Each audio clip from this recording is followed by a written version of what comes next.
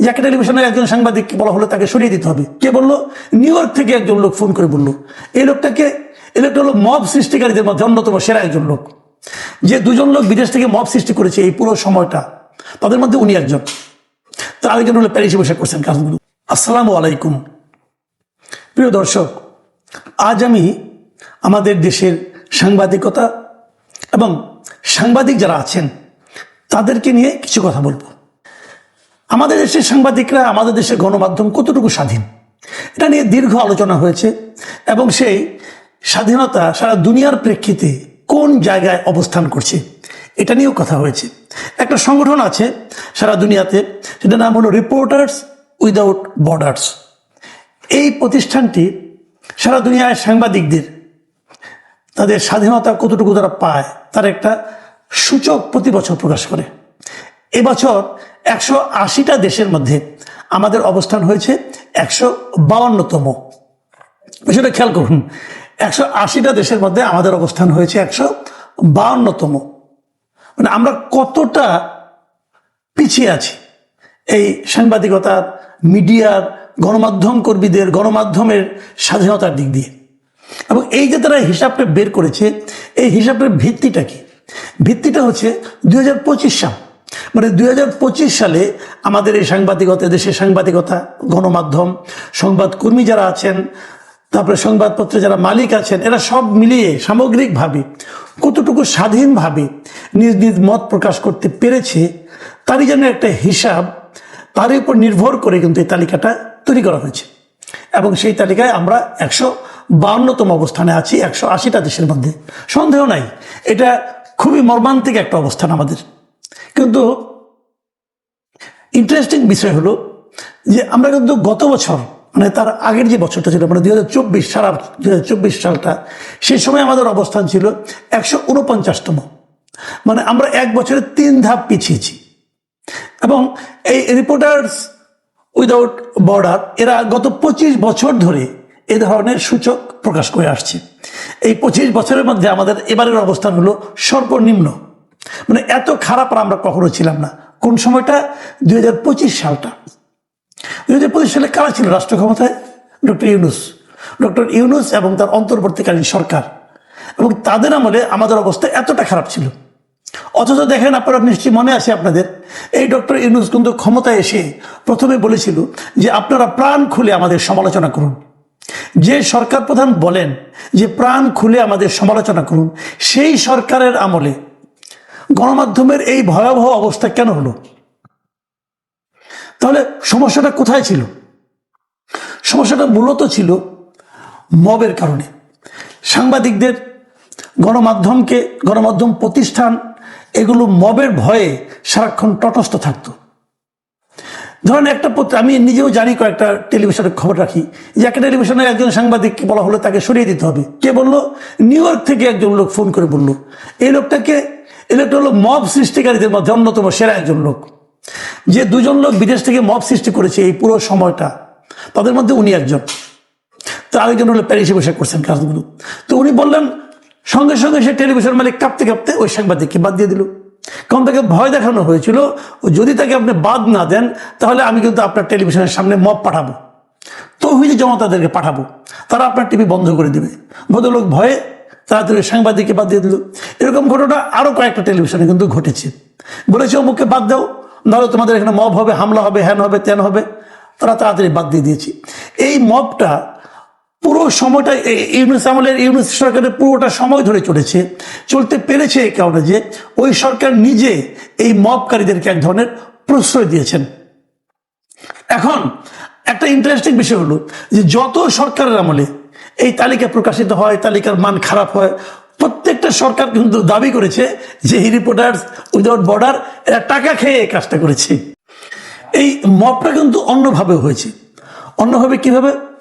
যে আপনারা জানেন যে এই 2024-এর এই অগাস্ট আন্দোলনের পর, জুলাই অগাস্ট আন্দোলনের পর বেশ কয়েকজন সাংবাদিককে কিন্তু ধরা হয়েছে এবং তাদের মধ্যে মামলা দেওয়া হয়েছে।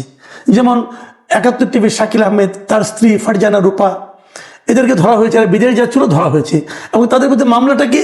তারা নাকি উত্তরার কোন মিছিলে কে নিহত হয়েছিলেন সেই হত্যা মামলার ওনারা আসামি। এবং এই যে মামলাটা হলো, আসলে কি তারা ওই উত্তরায় যে মিছিল থেকে যে যিনি নিহত হয়েছেন পুলিশের গুলিতে, সেই নিহতের ঘটনায় কি এরা ষড়যন্ত্রকারী, অথবা এরা কি গুলি করেছে? এই প্রশ্নটা কিন্তু আসে। এবং এই প্রশ্নটা আপনি কিভাবে প্রমাণ পাবেন? তদন্ত হলে প্রমাণ পাবেন। তদন্ত কি শুরু হয়েছে? সেই তদন্তও শুরু হয়নি এখন পর্যন্ত। তাহলে তারা কোথায়? তারা এখনো জেলে।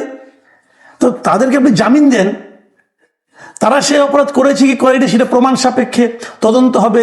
সেই তদন্ত আবার আদালতে গেলে টিকবে কি না টিকবে সেটা আরো পরের কথা। কিন্তু এই যে একটা ফ্যামিলির স্বামী স্ত্রী দুজনকে আপনি আটকে রাখলেন, তাদের তো সংসার আছে, তাদের তো পরিবার আছে, তাদের সন্তান আছে, তারা কিভাবে আছে কেউ জানে? কেউ খবর নিয়েছে? রাষ্ট্রের কি কোনো দায়িত্ব নেই? হ্যাঁ, তারা কি করে? এরকম আরো ঘটনা ঘটেছে কিন্তু। ধুবাওড়া সীমান্ত দিয়ে বাইরে যাওয়ার সময় শ্যামল দত্তকে ধরা হয়েছে। শ্যামল দত্ত ভোরের কাগজের সম্পাদক ছিলেন। মুজাম্মেল বাবুকে ধরা হয়েছে, উনি ৭১ টিভির একজন প্রধান নির্বাহী ছিলেন। এতে কিন্তু ধরা হয়েছে। তাদের বিরুদ্ধে কি মামলা? একটা হত্যা মামলা। যে হত্যা মামলায় হয়তো শেখ হাসিনা আসামি, আসাদুজ্জামান খান কামাল তৎকালীন স্বরাষ্ট্রমন্ত্রী উনি আসামি, সেখানেও তারও ১৫০-২০০ আসামি আছে, তাদের মধ্যে ওনাদের নামও আছে। কিভাবে সম্ভব এটা? এই এতগুলি লোক মিলে মিশে একসঙ্গে ষড়যন্ত্র করে একজন লোককে হত্যা করার জন্য প্রয়োজিত করেছে। তো বিষয়গুলো কিভাবে আপনি প্রমাণ করবেন? হয়তো প্রমাণ হবে অথবা হবে না, আমি জানি না বিচারের কাজ কি হবে। কিন্তু যদি তদন্তই না হয় তাহলে বিচার কবে হবে? সাজা কবে হবে? আমি স্বীকার করি এই যে ৪ জনের নাম আমি বললাম, এই ৪ জন লোক শেখ হাসিনা সরকারের মোটামুটি তারা খুব ঘোর সমর্থক ছিলেন। তারা নানাভাবে হাসিনা সরকারকে টিকিয়ে রাখতে সহায়তা করেছেন, আমার এতে কোনো সন্দেহ নাই। আমি নিজেও মনে করি তারা এই অন্যায়গুলো করেছেন। তো তাদের সেই অন্যায়ের বিচার করেন। একজন লোক করলো এই অন্যায় যে একটা সরকারকে সমর্থন করলো, আপনি সেই অন্যায়ের বিচার করেন। যদি সেটা অন্যায় হয়ে থাকে আপনি সেই অন্যায়ের বিচার করেন। কিন্তু যে অন্যায় তারা করেনি এবং করা সম্ভব না, সেই অন্যায়ের নামে তাদেরকে ধরে দিনের পর দিন কোনো কারণ ছাড়া জেলখানে আটকে রাখবেন, এটা কোন ধরনের মানবিকতা? এটা এটা এরা এত পেশাজীবী লোক। দেখুন এই যে ৪ জনের নাম বললাম, এরা সবাই কিন্তু পেশাজীবী লোক। এরা কিন্তু চাকরি করে খেতেন, সাংবাদিকতা করে খেতেন। সেই সাংবাদিকতা বিতর্কিত হতে পারে, সেই সাংবাদিকতা নিয়ে আপনাদের আমাদের সবার আপত্তিও থাকতে পারে।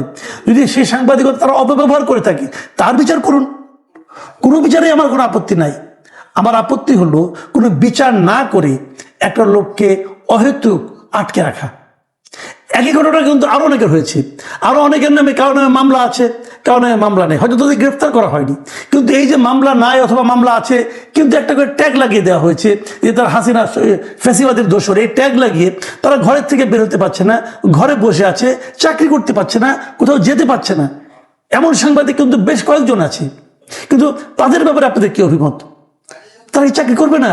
তারা তো এটা করেই খায়, তারা তো এই একটা কাজই শিখেছে।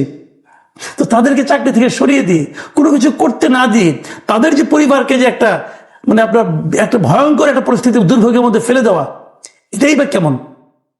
আমি মানলাম এই কাজগুলো অন্তর্বর্তীকালীন সরকার করেছিল, তাদের মধ্যে একটা জেদ কাজ করেছিল, প্রতিহিংসা কাজ করেছিল, অথবা ওই সময় সাংবাদিক অন্যান্য যে সমস্ত সাংবাদিক সুবিধা পেয়েছে সেই সুবিধা ভোগকারীরা হয়তো ঈর্ষাজনিত কারণে এদের বিরুদ্ধে এই ধরনের কাজ করেছে, এটাই মানলাম।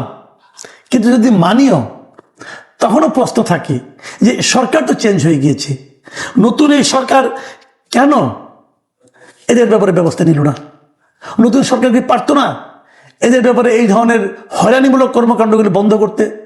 তারা কি পারতো না এদেরকে জামিন দিতে? মামলা করেন ভাই, কোনো সমস্যা নাই। ভাবুন শওকত মাহমুদের কথা।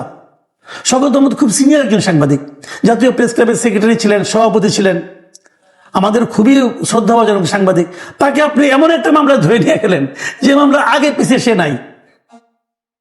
ওই যে মুক্তিযোদ্ধাদের একটা অনুষ্ঠান হয়েছিল রিপোর্টার্স ইউনিটিতে, এখন সে সেই মামলায় আটক আছে, অথচ ওই ঘটনার সময় সেগুলো যায়ও নাই। তো এগুলি কেন? এগুলি কিন্তু এই সরকারের ইমেজটাকে ভালো করে না। আগামী হয়তো কিছুদিনের মধ্যে এই সরকার মানে তাদের এই যে আজকে দেখলাম যে অনেকগুলি তারা মিটিং করতেছে, বিভিন্ন জনের সঙ্গে কথা বলতেছে, গণমাধ্যমের কিভাবে আরো বিকাশ ঘটানো যায় এগুলো নিয়ে কথা বলতেছে, সবই ভালো, সবই ইতিবাচক, আমি কোনোটাকেই খারাপভাবে দেখি না। কিন্তু প্রশ্ন হলো যে আমার কিন্তু এই 2026 সালের হিসাব একটা আসবে, সেই হিসাবটা কিন্তু আবার রিপোর্টার্স উইদাউট বর্ডার আবার একটা তালিকা প্রকাশ করবে 2027-এর মে মাসে। সেখানে আমরা কি দেখব? যা দেখব তার দায় কিন্তু তার দায়িত্ব কিন্তু এই সরকারকেই নিতে হবে। এবং এই সরকারের আমলে যখন দেখা যাবে যে বিনা বিচারে সাংবাদিকরা আটক আছে, সাংবাদিকরা ঘরে বাইরে বেরোতে পারছে না, অথবা অনেককে ভিন্ন ভিন্ন মামলায় জাস্ট খালি বোঝাই যাচ্ছে যে হয়রানিমূলকভাবে আটক রাখা হচ্ছে, সেখানে বসে আপনি যদি একটা সাংবাদিকতার বিকাশের কথা চিন্তা করেন, সেটা কিন্তু কেবল আকাশ কুসুম কল্পনা ছাড়া আর কিছু হবে না।